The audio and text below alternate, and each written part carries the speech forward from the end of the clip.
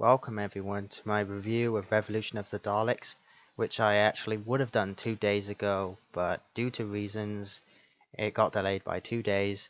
But regardless, here it is, Revolution of the Daleks review. So, this is the most recent Doctor Who episode. Obviously, it aired on New Year's Day this year, it's 2021. Happy New Year's, by the way. Hopefully we're all keeping with our New Year's resolution, but I'm guessing 90% of us have already screwed it, probably. But anyways, I just want to say a few things. This is actually my first proper video like this, my first review, so don't expect it to be perfect. This isn't scripted. This is me just going over my overall thoughts on the current status. Well, a review. This is going to be a review on the actual episode and the most recent news, which you probably already know. But regardless, yeah. But if you enjoy, then good. I'm always happy to talk about it as well in the comments and stuff. But anyways, let's just keep getting with it. So, Revolution of the Daleks is a direct sequel to Resolution, the previous New Year's Day special, which happened in 2019 for Series 11, which followed a Scout Reconnaissance Dalek. I can't say it.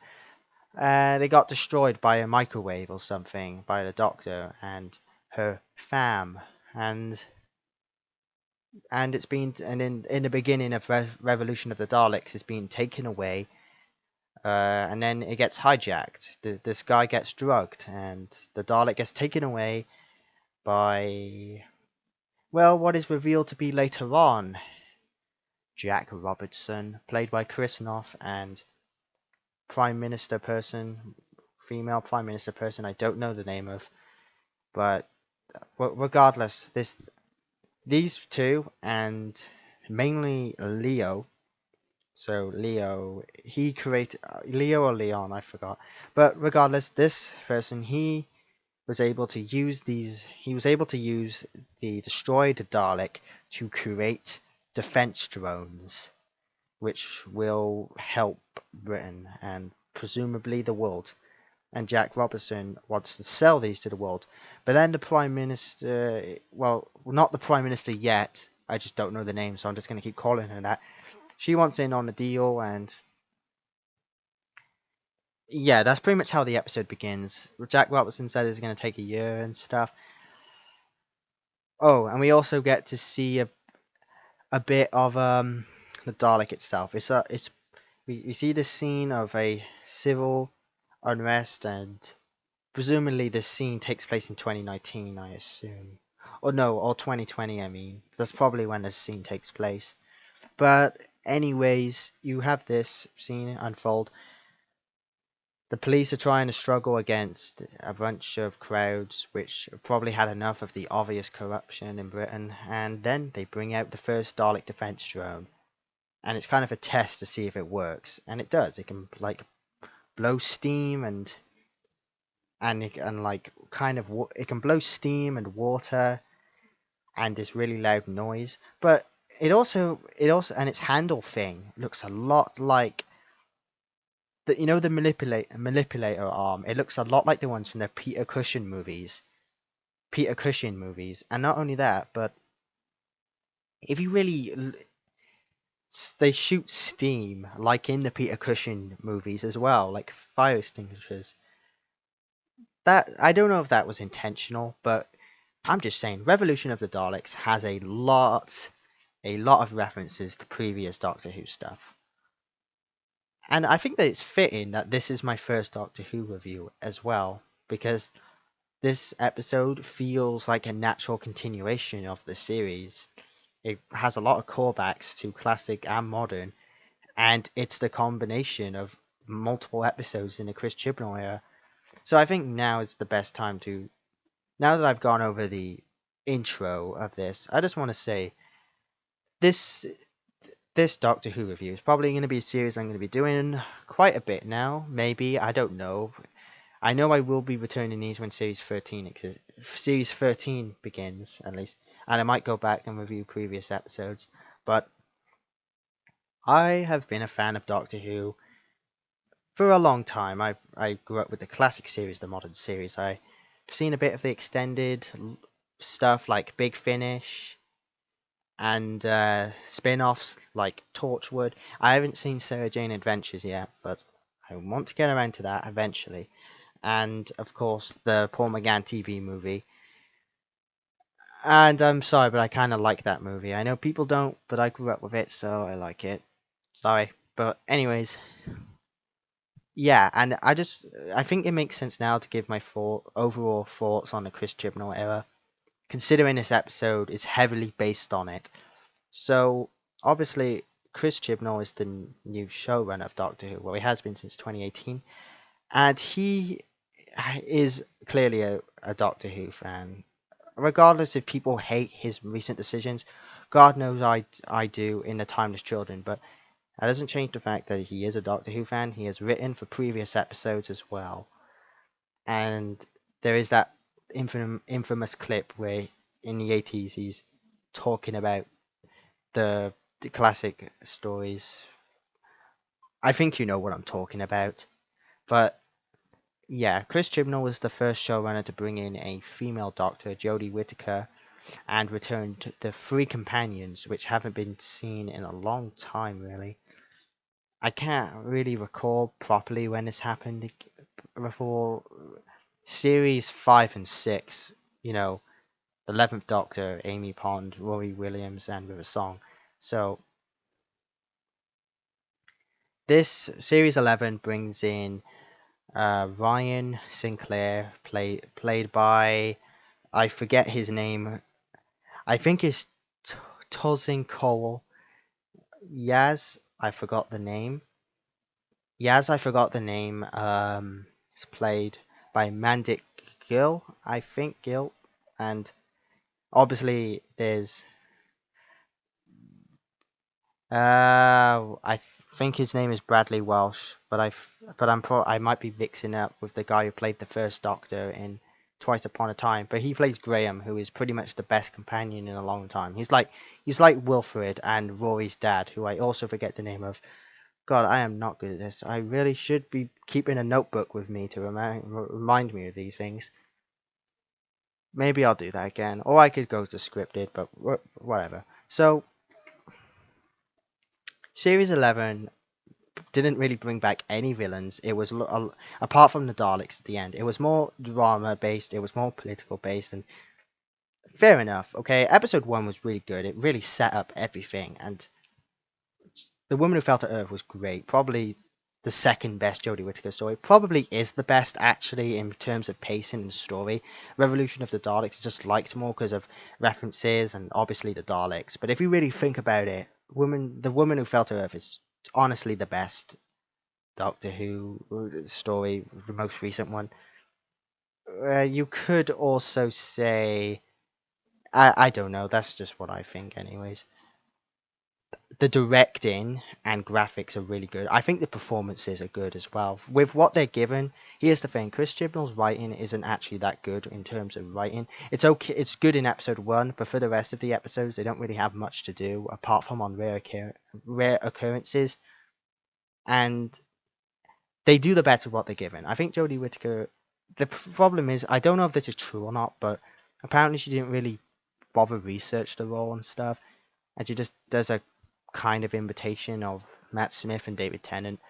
Regardless, I think she does an okay job, and it's good. It's nice to see that now we know that technically, really anyone can play the Doctor now, and that's going to be inspiring to people, especially in these times. So yeah, and Series 11 being a lot more political based, I'm completely fine with this. Doctor Who has always been political. It always has.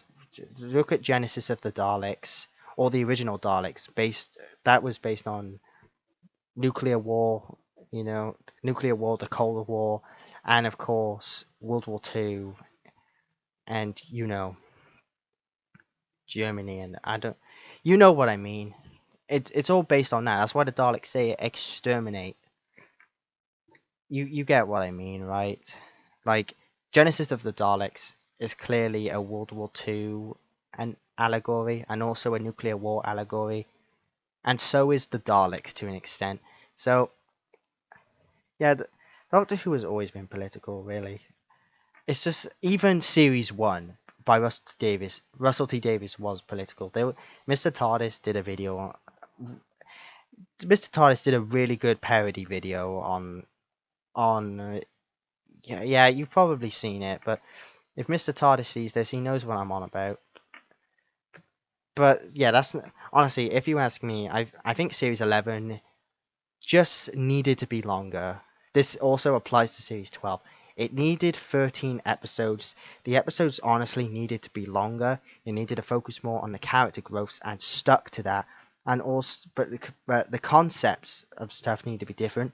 And I'll probably do a video on on what I would have done in Series 11 to improve it, and probably 12 and stuff.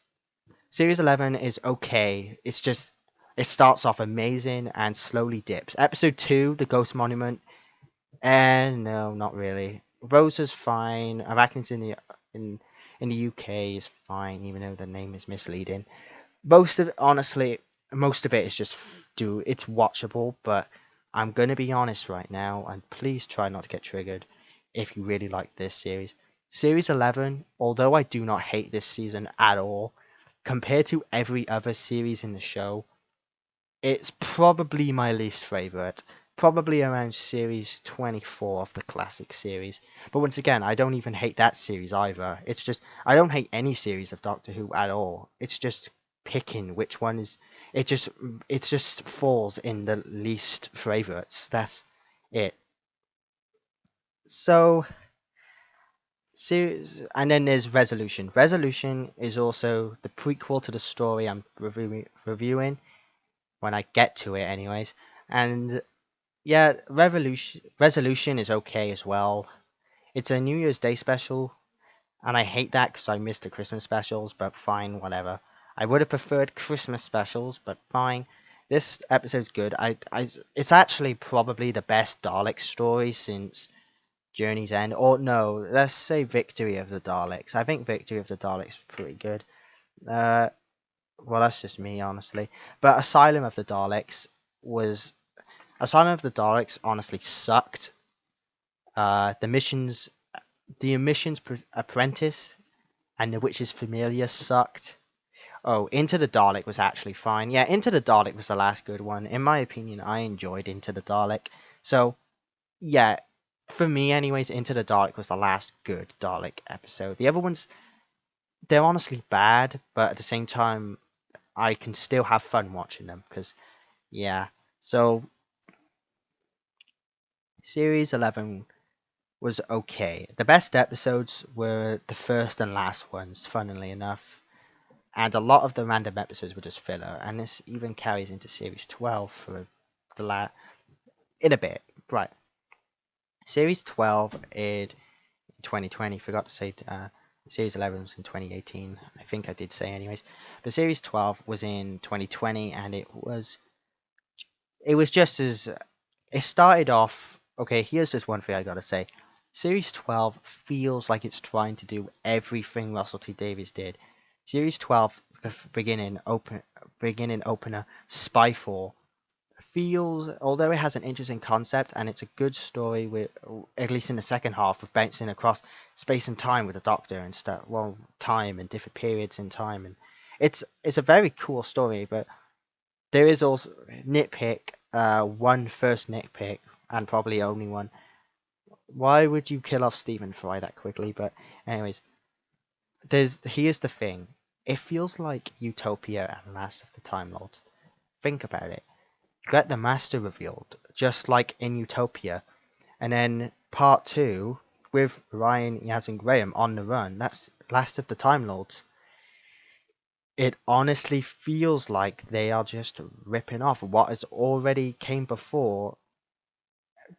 And also, the story ends with the beginning of the series arc, of course, which Gallifrey is destroyed, which feels even more like a reference to Russell T Davies' stuff with the Time War. and Gallifrey being destroyed.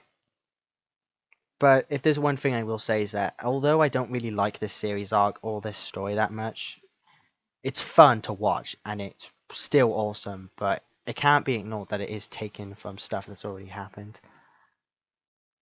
Well, it can be ignored. You can still have fun with this story regardless. I just wanted to point that out. Honestly, I changed my mind. It doesn't ruin the episodes, honestly. And I will say, as much as I hate the Timeless Children arc, it gives a really interesting storyline for the 13th Doctor and gives her a chance to express more emotion, which is one thing Series 12 does. Series 12 gets the Doctor better than Series 11. It's not too much improvement, but it's definitely there. So, anyways, Orphan 55, absolutely terrible. I'm not gonna go on. Yeah, I didn't like Orphan 55. I liked the Earth twist though. That's all I'll say. I was interested in the ending, and I share the same opinion with Mr. TARDIS on how the opinion should have been handled. I'm doing this review expecting you to already know all this, so there. This is just what I think about this all. So yeah, Nikola Tesla's Night of Terror. I'm gonna be honest, I really liked this story. I'm sorry I did. I like stories set in that time period. I like Nikola Tesla's story and the real life implications. I'm interested in history and it feels like War of the Worlds. Think about it. It's set in the same period as the book, The War of the Worlds, and you got guys talking about Mars all the time, and then you got aliens coming around that kind of look like that are like scorpions, and tripods in the War of the Worlds book are kind of like spiders but with 3 legs, or striders from Half-Life if you want to get a better visualization. So it's kind of like that. So although the villain is literally just Arachnos, but slightly different, the person who plays the fake Arachnos does it really well, and the person who plays Nikola Tesla is really good in that story as well.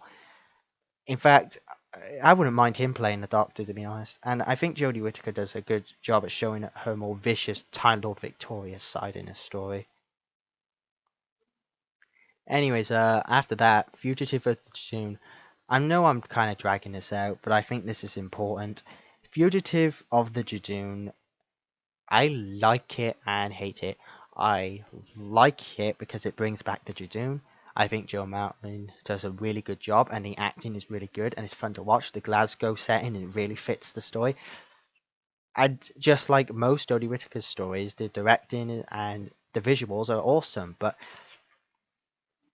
the reveal is literally utopia, although I think it's handled really well and it really builds the suspense. I don't like the implications. You already know what the Timeless Children canon is, so I only don't like this because it's part of the Timeless Children. But apart from that, Fugitive of the Judoon is honestly really good, and Joe Martin does a really good job playing another Doctor.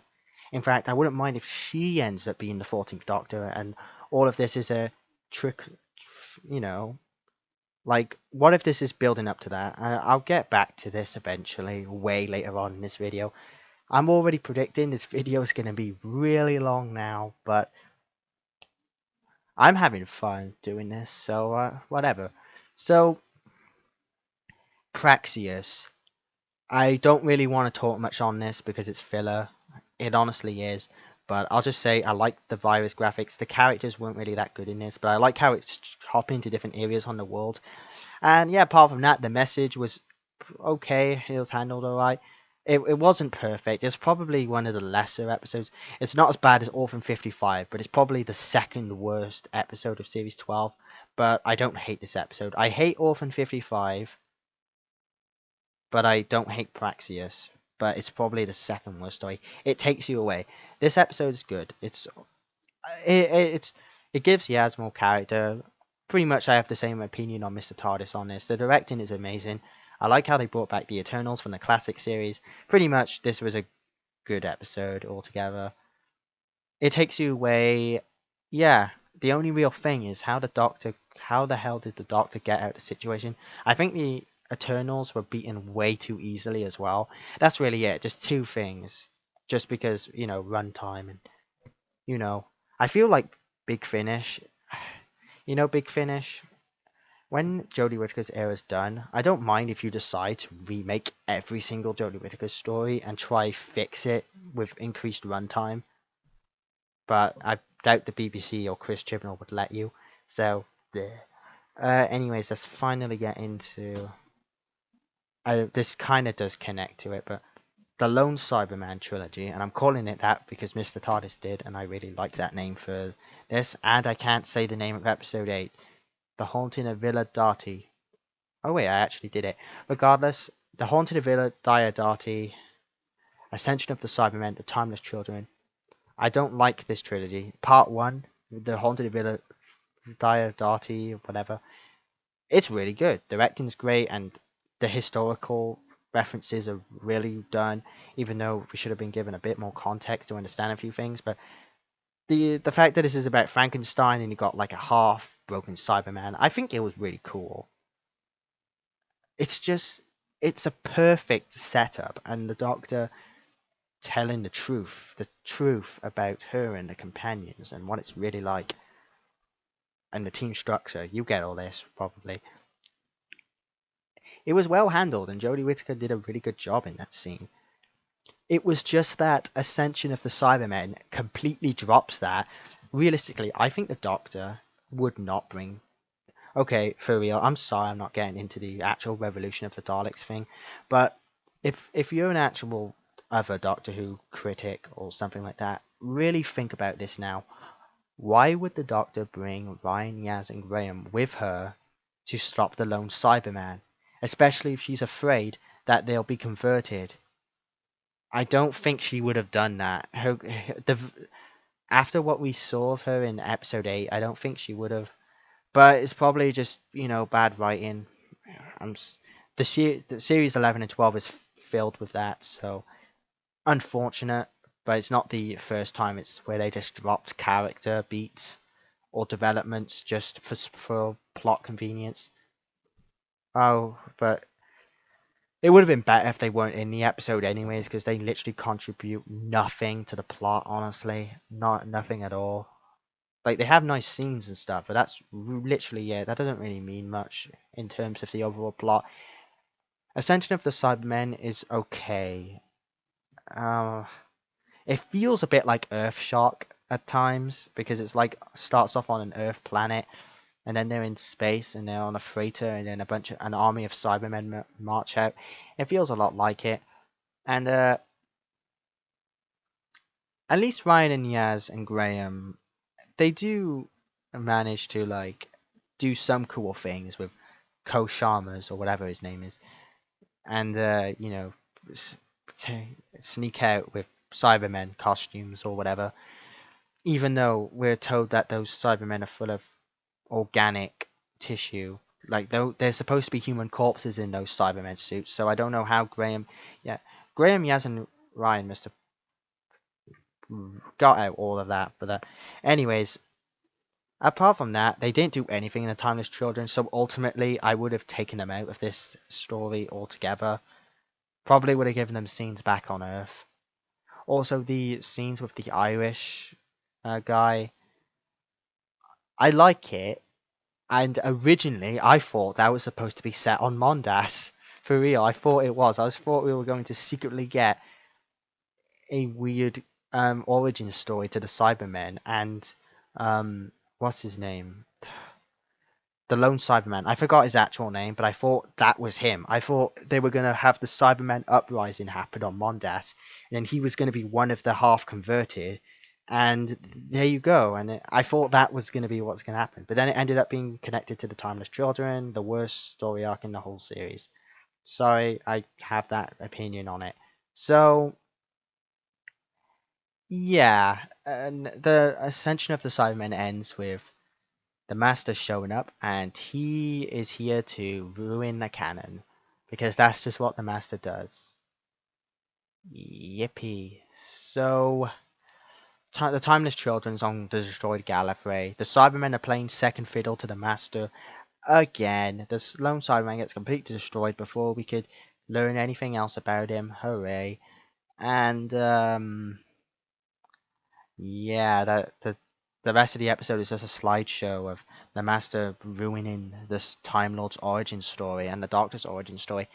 I don't think I should go fully into this, but the fact that it's been previously stated and it's been explicitly showed, well, not the time vortex is what gives the Time Lords the regeneration powers. That's how River Song has her regeneration powers, because she was conceived on the TARDIS. That outright retcons and makes the Timeless Children make literally no sense. Yes, the Morbius Doctors might be the Doctor, even though they're probably Morbius. And maybe the Doctor did have a regeneration cycle before him. Maybe he did have lives before him that he never mentioned because he didn't consider himself the Doctor then. Maybe that's where he had his children, and maybe that's when he had an ordinary life, as a where he was in the academy with the Master, the Rani, and that could explain why in series 10 the Doctor sometimes says he doesn't remember if he was a male or a female when he was younger. There you go. Maybe that could be the case there.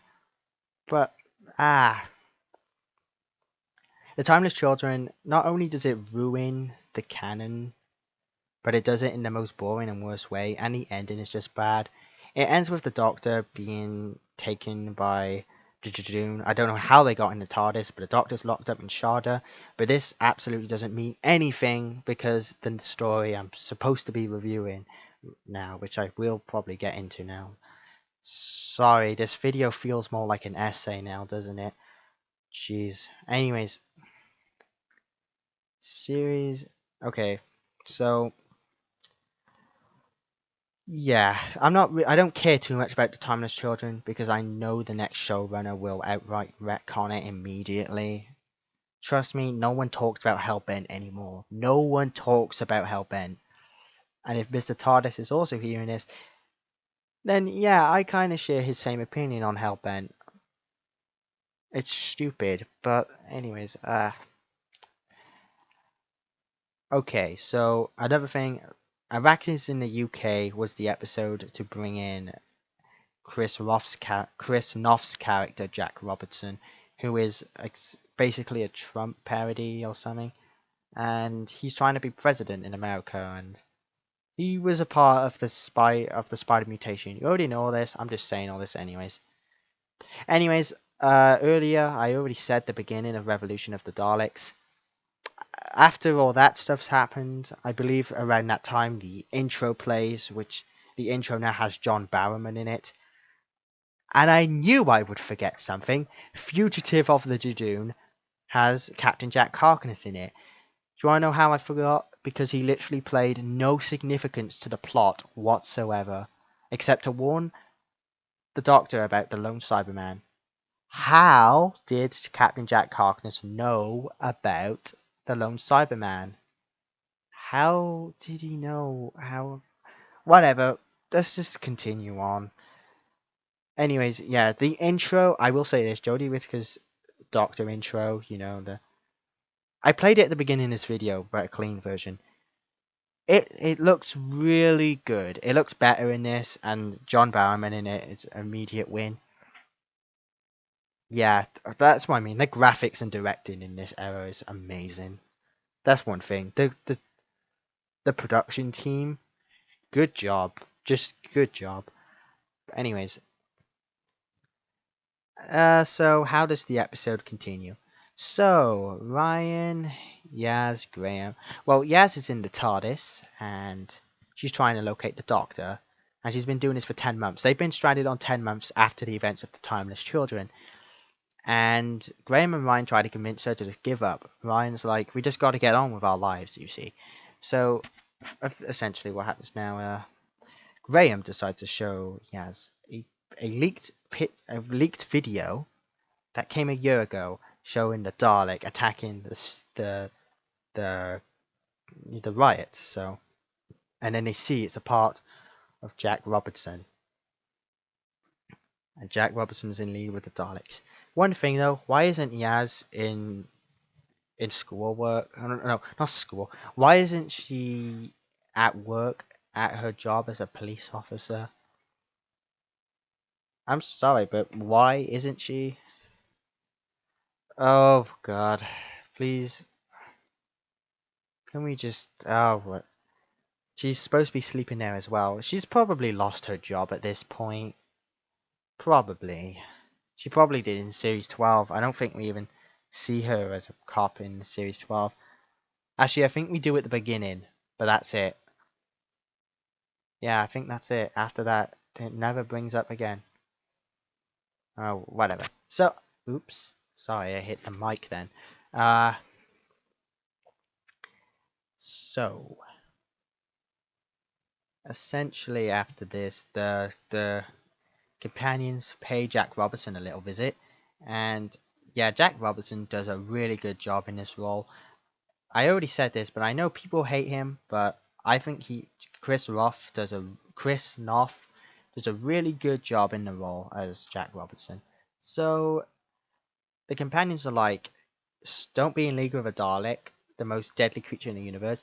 But of course, Robertson doesn't know anything about the Dalek.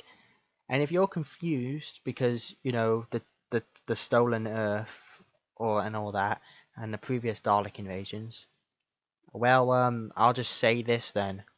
Stephen Moffat made that all happen, not happen, but whatever. That's just another retcon I don't like, but I've learned to accept it. Wait, okay, side note, this isn't about the review at all, so I probably shouldn't even be saying this, but wait, how did Henry Van Saturn from Henry Van Saturn, I think his name, Henry Van Saturn from Dalek 2005 Series 1, how did he not know that the Metaltron was a Dalek when there was a Dalek invasion in 2009 in the Stolen Earth? What? Okay, let's just move on. Anyways, back to the actual review. So we see that whilst they are trying to figure out how to, stop Jack Robertson or whatever, we see the Doctor in Shada, or I don't know if it is Shada, but she's in prison and she's been there for decades, hundreds of years maybe. And there we see a Pating, hooray. We see a Weeping Angel, yes. We see a Silence, also yes. And we see a Sycorax. Yes, I love the Christmas invasion. And the Sycorax need to return, and they finally did somewhat, and I'm happy that that did. Maybe that was the Sycorax who ordered the invasion of Earth, maybe that's why he's there. But regardless, the Doctor is in this prison where a bunch of aliens are, which Doom trapped them there. Man. Anyways, yeah, the Doctor's there for a while. Meanwhile, Leon or Leo, he has found genetic components inside the first Dalek shell that they used to create the defense drones, and he managed to use a few organic components, like a few cells or atoms, and was able to, in a lab, to grow it into full Khaled mutant. And apparently, one cell or whatever of a Dalek retains its consciousness. I don't think that's how biology works, but whatever. I'm pretty sure they were artificially engineered, so maybe it's a form of nanobots or something. It is implied in one of Stephen Moffat's stories that the Daleks do not die as well, as like they do not die, even if a bit of their like that. Well, no, they don't die. What I mean is that they don't age. God damn it! I'm sorry. They do age, but they don't die. So basically, they just rot into slimy corpses, but they're still completely conscious. So this actually does line up because, the sewers in The Witch's Familiar. Yay!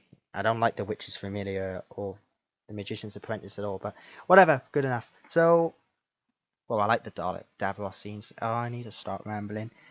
Anyways, so basically, Jack Robertson is not happy about Leo/Leon creating a Dalek mutant, and he says burn it. And whilst he's gripping his ear really hard. So Leon goes to destroy it, saying, sorry. But then the Dalek breaks free of its casing and attacks Leon slash Leo slash Gromit. And yeah, and it's implied in around a day or so that Leo slash Leon infiltrates a bunch of Jack Robertson's facilities and begins cloning farms of thousands of Dalek mutants and and augmenting the pre-existing Dalek drones and preparing to place in ultraviolet light forms of teleportation so that the clone Daleks are immediately spawned or teleported or whatever into the Dalek drones. It seems like they shouldn't have been able to do that in such a small amount of time, like an hour or so, unless the Dalek was already secretly doing it before he became a parasite to Leo slash Leon or whatever. It's also a cool callback to Resolution because a similar thing happened. In fact, it was kind of the main gimmick of the episode. But anyways, yeah, that seems like a bit of a plot hole. But anyways, Captain Jack Harkness, who had no reason to be in Fugitive of the Judoon, he reveals that he reveals he exists in a prison and he's committed a bunch of crimes and he waited 19 years to get in a cell next to the doctor.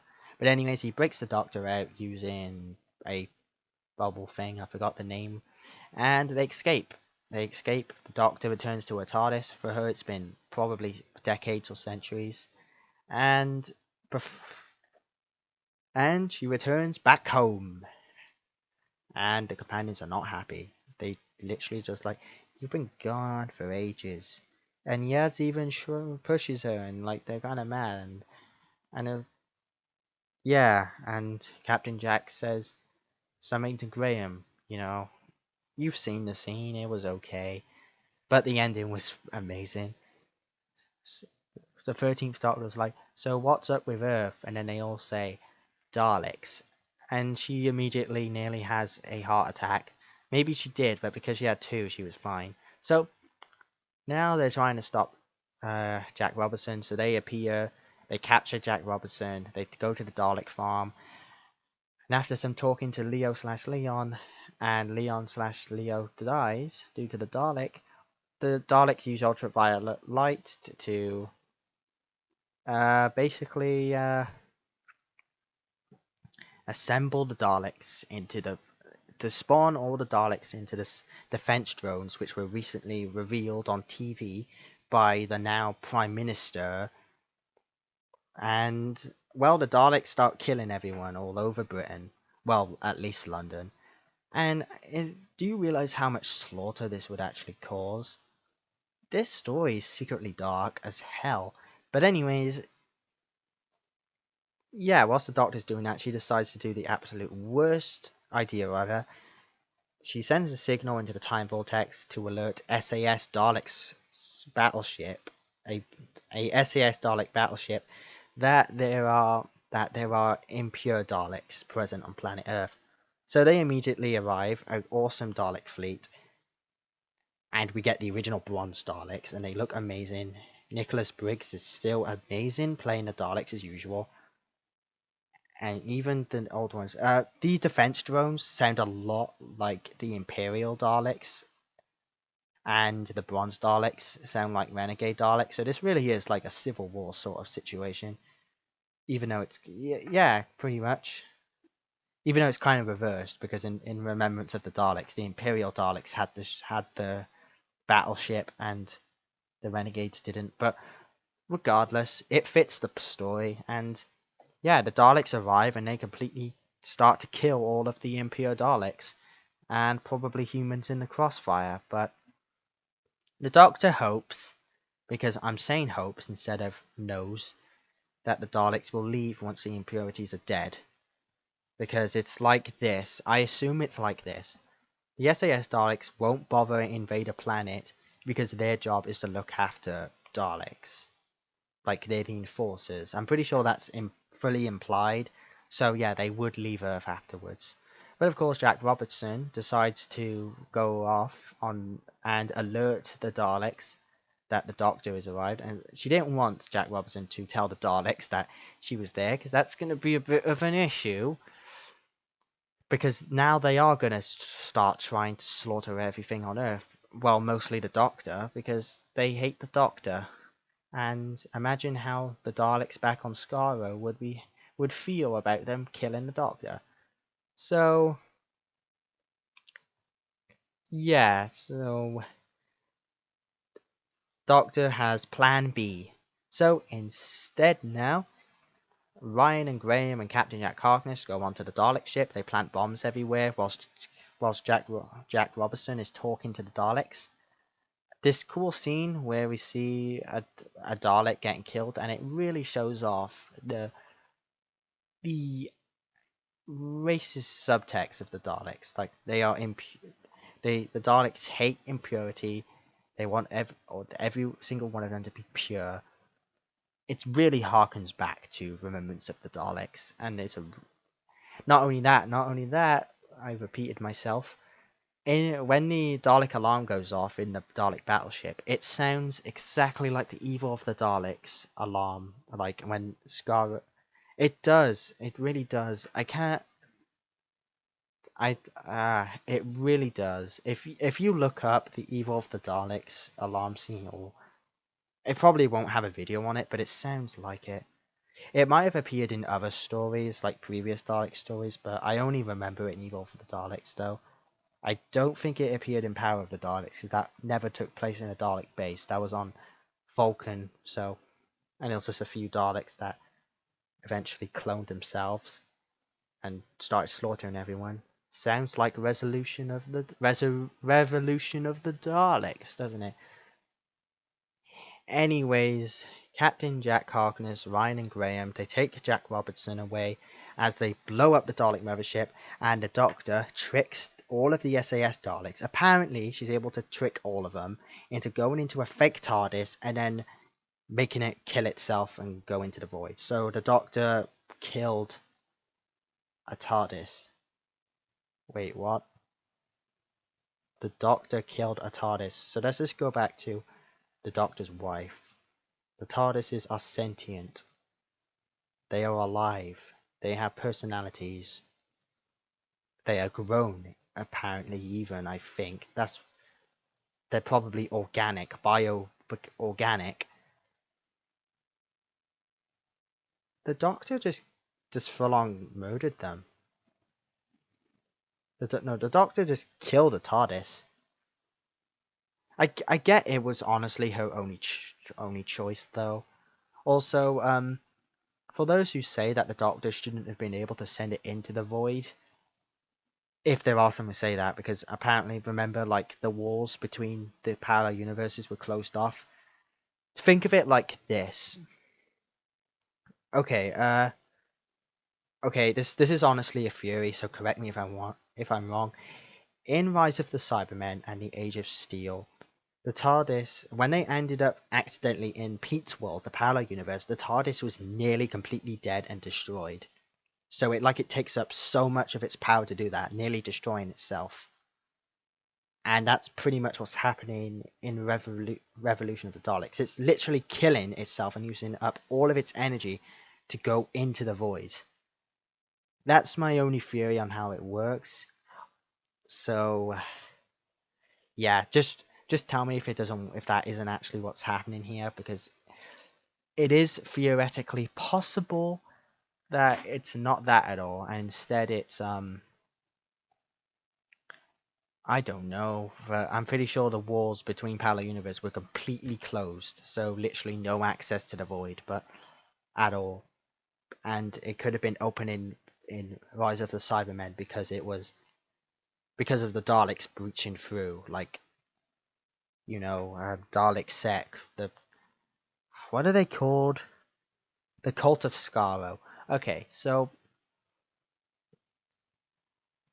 anyways, with the Daleks completely dead, even though you'd think there would be still Daleks laying around somewhere.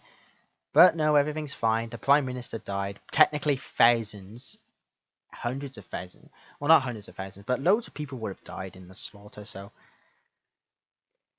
Britain would be losing its mind right now, and Jack Robertson, well, you'd think that the Doctor would be furious. You'd think that the Doctor would do the same thing she did with Harriet Jones back in the Christmas invasion for betraying her and properly aligning himself with the Daleks, even surrendering Earth like Wallace Breen from Half-Life. But no, instead, the Doctor just lets him off, and now he might be president. Graham is like, can you believe that? And Ryan's like, yes, I can.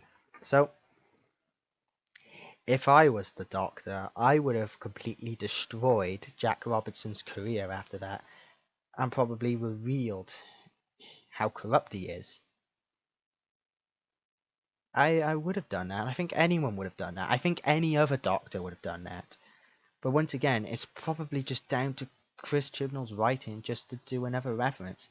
It's just like in Resolution where Unit was taken down. Probably just, I think, for a Brexit joke. It's really infuriating when when Chris Chibnall makes the Doctor Who universe and the Doctor herself act out a character just to make a political reference. I'm all for political storytelling because I like stories with allegories, like The War of the Worlds about colonialism and Genesis of the Daleks, but just don't make it sacrifice the lore or the characters, if you get what I mean. But anyways, after all that's said and done, the Doctor, uh, the the, the TARDIS team split. We get a nice scene where Captain Jack Harkness is talking to the Doctor in the TARDIS. Captain Jack references Gwen Cooper and her son, which could be Torchwood Series 6, which would be awesome because I really like Torchwood. I mean Series 5, dude. Yes, bring back Torchwood, please, please, please, please, please. Bring back Torchwood. I would say, okay. Anyways, I nearly said bring back the guy Peter Capaldi played, but he died in Children of Earth. But yeah, I mean, after that, Captain Jack Harkness leaves. He doesn't. Yeah, in general, Captain Jack Harkness was okay in the story. He's definitely the best performed in it, but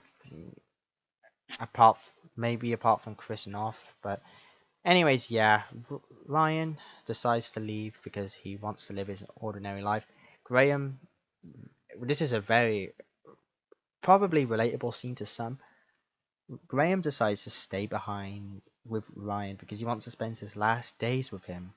Because Graham is afraid he's going to die because he's in his last years, or maybe he'll get cancer, which has already been alluded to in previous episodes. So Ryan and Graham leave, and they get psychic papers, and they have a nice ending scene with Grace showing up to as a memory, and it ends with the same with how the series began, with Ryan trying to ride a bike. It really does end their story arcs in a way, in a touching way. And there's all in that scene. We also see a reference that I think when I think there's on that scene. I think there's a reference to the Sontarans and the Weeping Angels as well, because it says like gravel creatures come into life somewhere, and I forgot what they also said about goblins or something. I think that's a reference to the Weeping Angels or Sontarans, which are confirmed to be in Series 13. Sorry for the spoilers, but they're coming.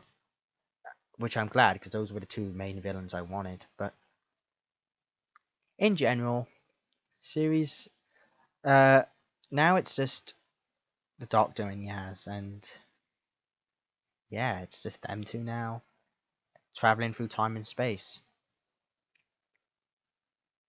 Well, at least now we'll have more time for give Yaz some more time to develop, even though I'm not really that much of a fan of Yaz, and she's probably fired from police from being a cop now. But regardless, oh wait, there's something to keep me interested. Looks like John Bishop is joining as a new companion for Doctor Who, and I'm completely okay with this because, well, I think I would have gotten bored of Graham, and Graham. No, not Graham. I think I would have been gotten. I think I would have gotten bored of the Doctor and Yaz because to me they were the least interesting out of the four. Graham and Yaz were no Graham and Ryan were the most interesting for me personally. So in general, yeah, you get the idea now. So this is also a Series 13 trailer, and from what we know, John Bishop is playing a guy named Dan. He's going to be part of the Sontaran story, which I assume is episode 1, and he's going to start off as a villain, I think, and he's going to join the Doctor and Yaz through time and space. I'm excited. Series 13 is airing later this year in 2021, and I couldn't be more excited. Yes, for no longer a year-long hiatus, and I'm really excited for this series. Weeping Angels and Sontarans returning. If only we could get Sutek, or the Valiard, or Omega. Well, they should save Omega to the 60th anniversary, I think. But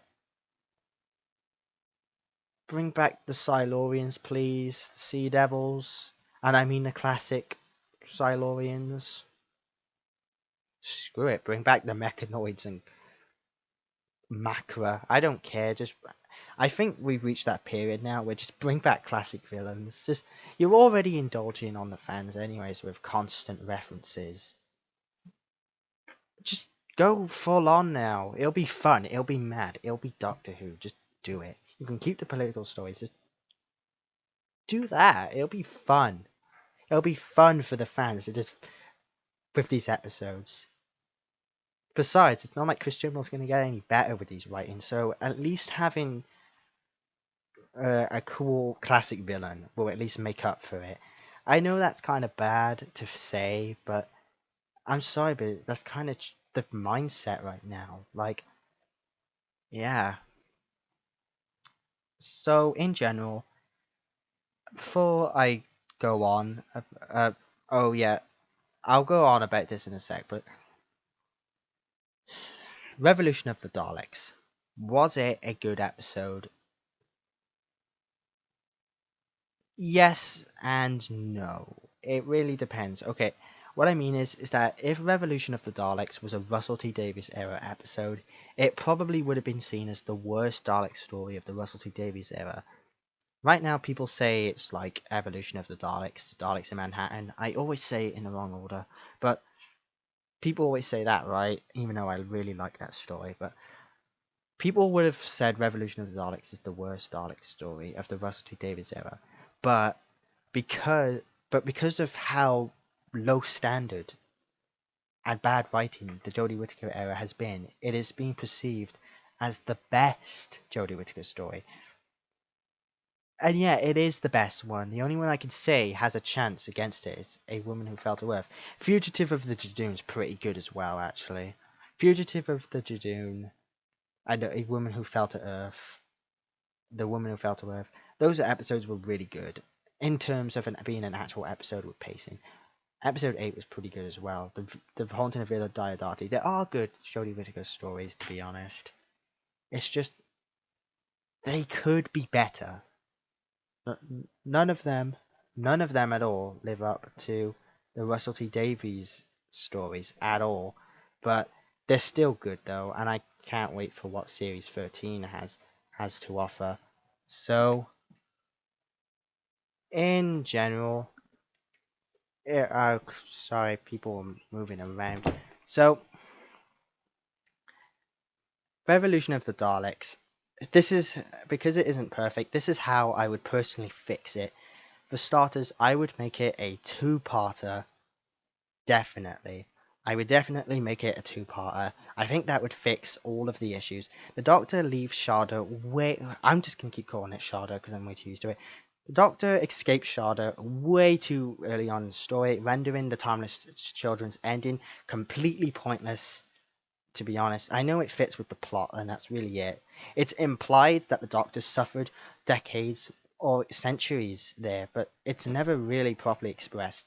So, yeah, I think the story should have been a two-parter in general, because They would have had more time to show the Doctor in prison, possibly. Maybe she breaks out at the end of part one, so we could see more of her life there because it was rushed. But in general, yeah, with the performances, they all, just as usual, the acting is really good in each story. Chris Noth does a good job as Jack Robertson. And like I said, everybody hates Jack Robertson. You know, the character who basically thinks he's the best and the one who would have betrayed Earth for the Daleks. But the actor does a really good job of playing him. A really good job. So he does it way better in Iraqis in the UK, anyways. So in general, a revolution of the Daleks. If it's a good episode, honestly, but like all Jodie Whittaker's stories, it could have been better. I sound like Chris Chibnall from the 80s now. It could have been a lot better. The writing could have been. Chris Chibnall, you make yourself, in hindsight, you're making yourself look a bit like an idiot because all of your issues with 80s Who is literally the issues with now Who. But whatever, there are good things, and it's not like this era will go on forever. There will probably be another golden age of Doctor Who eventually, another Russell T Davies era. Not saying exactly with him, but there will be an era in the future where people like it just as much as that era. But yeah, in general, if I had really had to rank it, it's around 5, 7, or 5, 6, or 7. I really, at the same time, I'm like, it's if this was a Russell T Davies era, then yeah, it really is easy to say this is just a 5. But with it being a Jodie Whittaker story, and with the surrounding episodes not like being as good as the Russell T Davies episodes, it's like it's around a 7 instead, like compared to other Jodie Whittaker stories. I would give The Woman Who Fell to Earth an 8, honestly, and Fugitive of the Jadoon is honestly near in 10, to be honest. It's just that good. I just don't like the series arc. Honestly, series 12 in general is has some really good episodes. Well, one one really good episode. It's just, and the other episodes are also good, but it has one really good episode, and yeah, it's just the series arc I didn't like, and a lot of series 12's plot lines feel ripped straight from series 3, and it doesn't help that Revolution of the Daleks feels like a copied other Dalek story. But at the same time, you could say the exact same thing about Victory of the Daleks with Power of the Daleks. Maybe we should see it as this. Although there are or maybe it isn't supposed to be a rip-off. Just like Victory of the Daleks, it's supposed to be a homage, a episode which is supposed to be celebrating the Daleks. A yeah, how about that? We see it as an episode where we're celebrating the Daleks. That's why there's so many references. It's an episode for fans, made by the fans, because as much as you may hate Chris Chibnall, and as much as his writing isn't as good as other showrunners, he is, just like many of us, a Doctor Who fan, regardless of what you think of him. And the cast and crew are having a lot of fun making this series. And Jodie Whittaker doesn't even want the two actors to leave, Tolson Cole and Bradley Walsh. They don't want them to leave, and yeah, like, but altogether, the Jodie Whittaker era in general, this is just my general opinion on it. This is really a review of the whole series, to be honest, of series 11 and 12. It's good. The performances are good. They're clearly having fun making this, and Chris Chibnall is clearly a huge fan of the series. And these episodes are honestly fun to watch. They just could be written better. That's really it. And the series arc does kind of screw up the continuity of Doctor Who a little bit.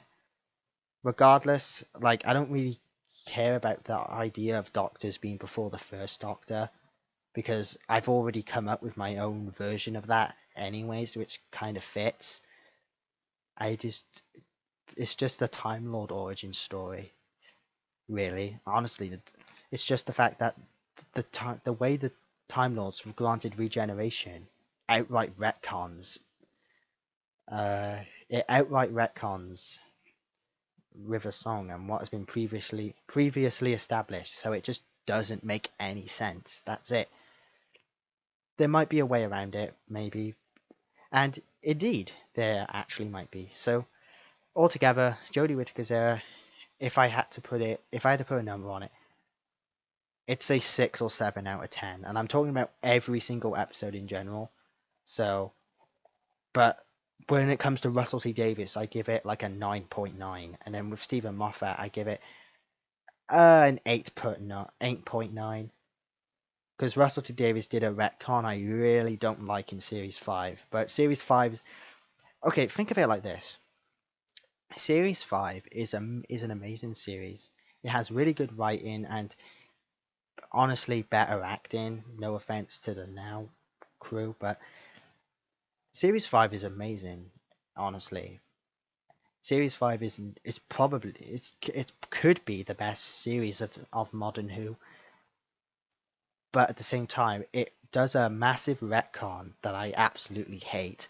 But just because it does it so well that I'm able to be okay with it. But the Timeless Children, it does a retcon that's even worse, and it does it badly. The Timeless Children and Orphan 55 are the worst Doctor Who stories of all time, in my opinion.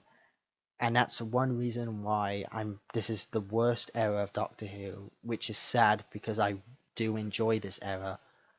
But compared to every other era of the show, it is.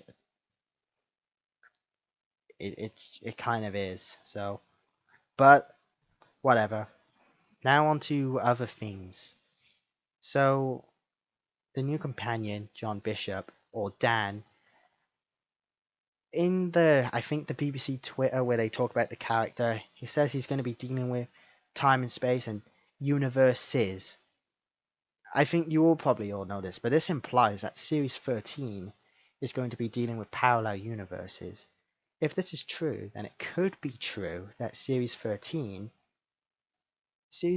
we might get lucky, and it is about parallel universes, and the Timeless Children, Roof Doctor, all of this is all in a parallel universe, and there is a fan theory that the Ghost Monument, the reason why the TARDIS freaked the hell out is because it entered a wormhole and went into a parallel universe. If this is all true, then it doesn't ruin the continuity because it's a different time law. It's a different parallel universe. It's a parallel universe. Time Lord mythology could be different. It doesn't retcon anything. That it doesn't ruin Missy's arc either from series 10. With the Master. So if they do that, it would actually fix everything. Regardless, the next showrunner will retcon it regardless. But if Chris Chibnall does it, it'll be like he's fixing everything. And because of this, I have a lot of hope, okay? That's just the thing. I feel like Series 13 is going to be the best out of 11 and 12. It will be an improvement because Series 12 was an improvement.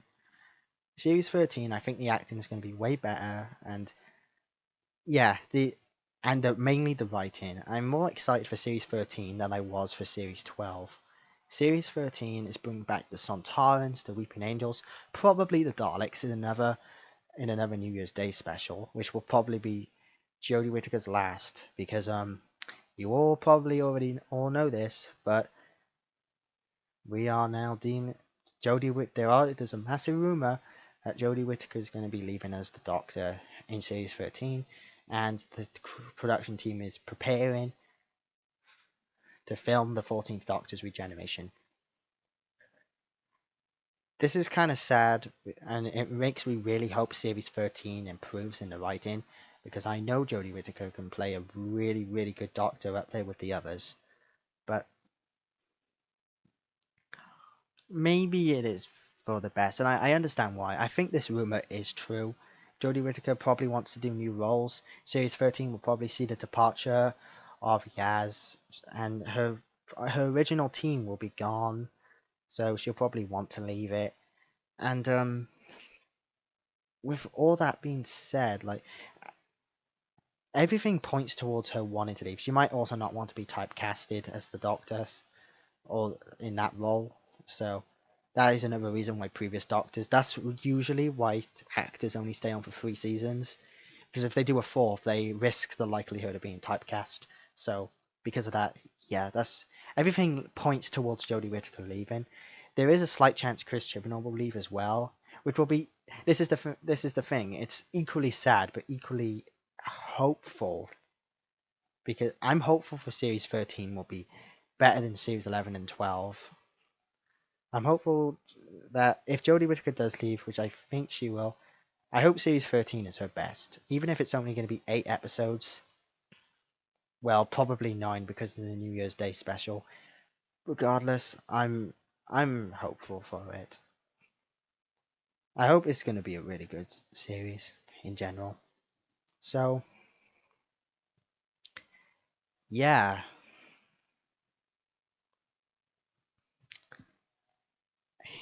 I don't really know what else to say now. Like, I'm just hoping that Series 13, who I don't know who's gonna play the 14th Doctor. I don't really care who it is as long as it's someone who can pull it off. Because I think anyone can play the Doctor, any gender, any color, anyone can play the Doctor. Even though the British will definitely no, even though the BBC will definitely restrict the actor to being British, it's definitely gonna happen. But if I had to pick, it would. Okay, here are my two main picks. One, well, I'm gonna put in a third one just because I don't know. One, it's Robert Carlyle. I can't say it, but he played Ogilvy the Astronomer in BBC's The War of the Worlds. Second, he okay. Second, uh, Benedict Cumberbatch. I know he plays Doctor Strange, which is probably why this won't happen. But I'm pretty sure he's British. He played what's his name? He played Sherlock Holmes in Sherlock Holmes, and that was a series by Stephen Moffat even. And I think he could pull off the Doctor or even the Master really well. So yeah, that would be cool. Final pick. This isn't really based on my own thoughts. It's just it's a popular British actor that people would probably want, and it's kind of one of the likely ones. Michael Sheen. I don't know anything he's in. All I don't really know much about him, but I know I know he did the or one of the audiobooks for Jeff Wayne's The War of the Worlds musical version, but like an audible, I think. He did that, I think. He play That's really the only thing I know he's done, but I know he's been in other stuff. I know he's a popular actor, but just like John Bishop, I don't know anything about him other than that. In fact, I didn't know about anything about Bradley Walsh until he was cast. Fun fact, when I was first told Bradley Walsh was joining Doctor Who, I thought he was playing the next Doctor. Even, but yeah. So in general, yeah. One other thing I would like to see Liam Neeson one day play the Doctor, or just bring back Rowan Atkinson, or you could just make it Joe Martin for the 14th Doctor, or um, okay, this is a very weird idea, and there's two ways of doing it. Paul McGann, a series with Paul McGann.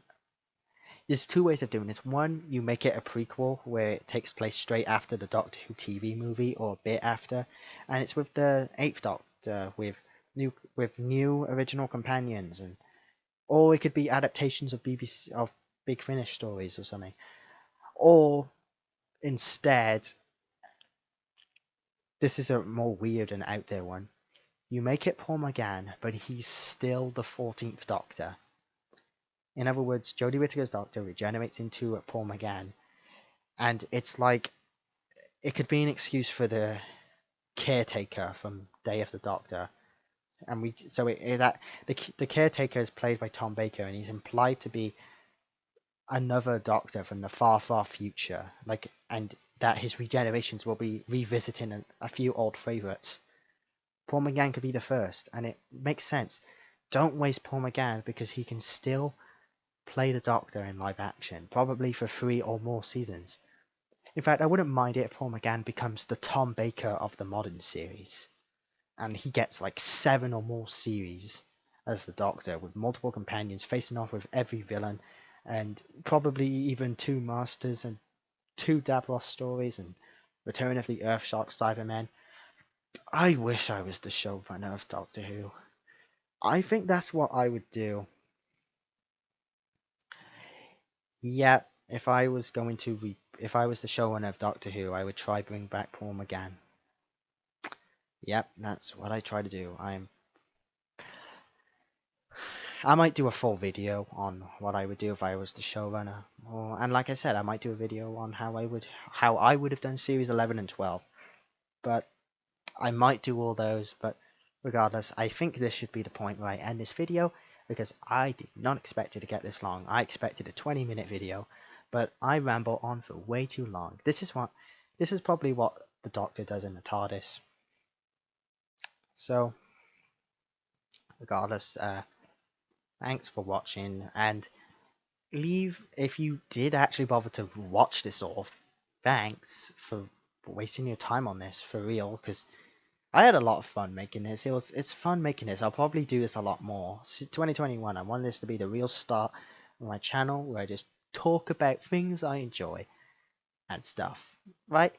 And in general, yeah, I don't have a good mic. I don't have a good much stuff, but I'm just doing what I like doing because it's fun. So just leave comments on what you think, and I'll probably reply them. I'm a really, really small YouTuber.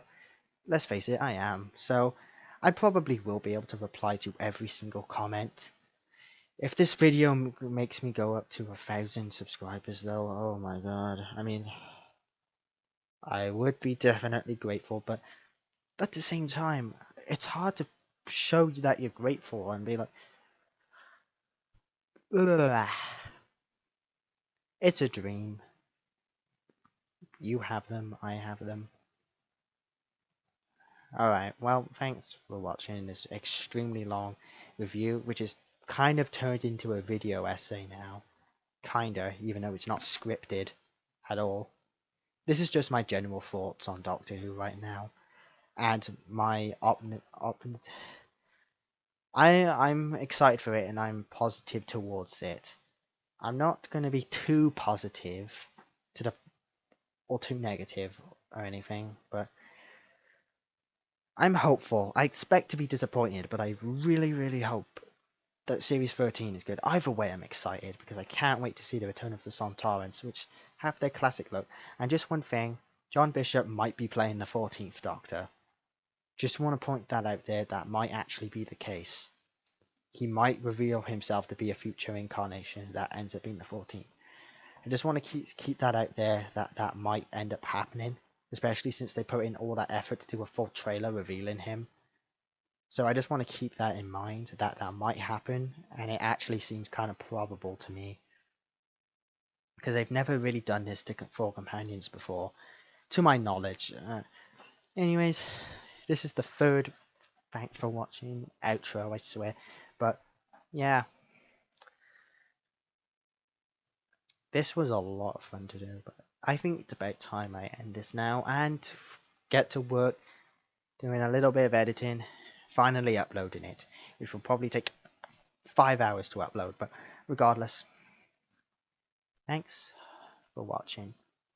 If you enjoyed this video, then well, leave a comment on what you thought and I'll try reply back.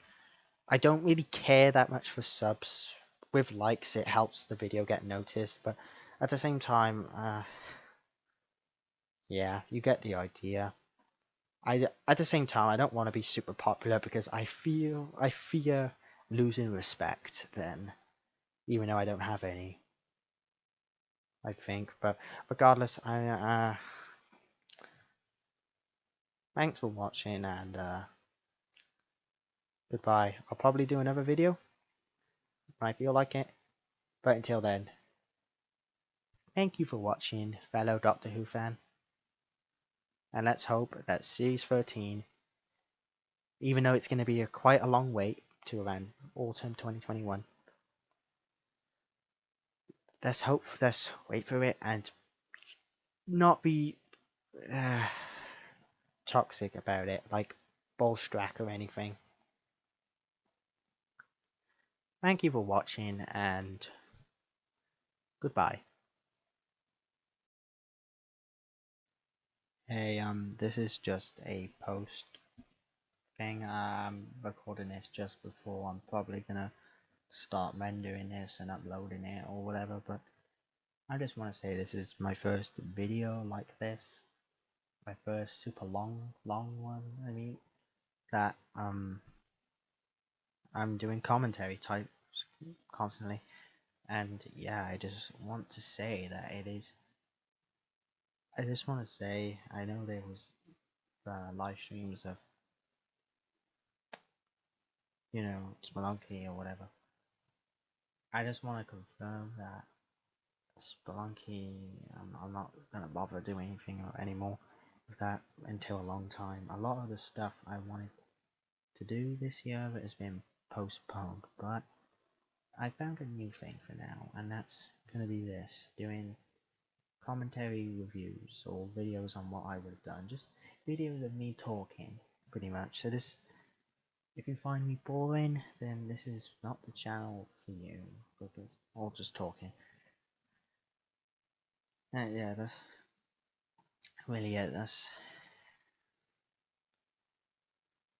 yeah. So thanks. Um, I am still doing the Why Something Sucks series. I am still doing that War of the Worlds project. Definitely, I really want to do that. I'm so inspired to do that. Like, I really want to do that, and it'll probably come out later this year, in fact. But until then, thanks for watching. This is being a turnaround for my channel, and this year should really be my first real year. I don't really have an aim, to be honest. I'm more just going with the flow and having fun. But regardless, I just want to point out that 2020 really had, the last months at least, were a really tough time. Quite a lot. And I'm honestly going full time with YouTube. Well, at least trying to, as a form of recovery and escapism. So, yeah, but by the end of next year, I'll probably be completely okay. So, regardless, yeah, for real, as it says, as you can see. Thanks for watching, and expect more videos like this because I have fun making these, no matter how long it is. So yeah, thanks for watching, and I just want you to know that, well, years ago I didn't think I would be able to even do this.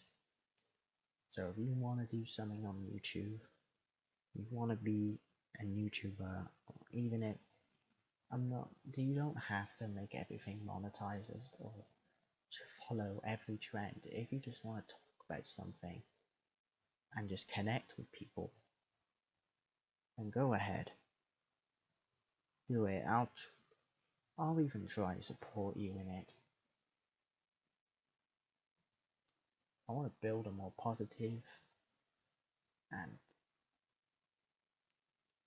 a proper community that knows how to critique things properly. And I'm really trying to move past my more cynical attitude towards the world. So, with that being said, I know it's kind of ironic because I want to do the Why Something Sucks series, which will be more hyperbolic, probably.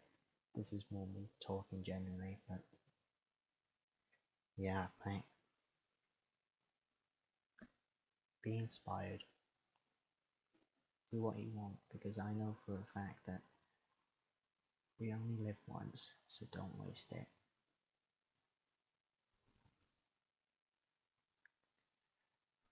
Be inspired.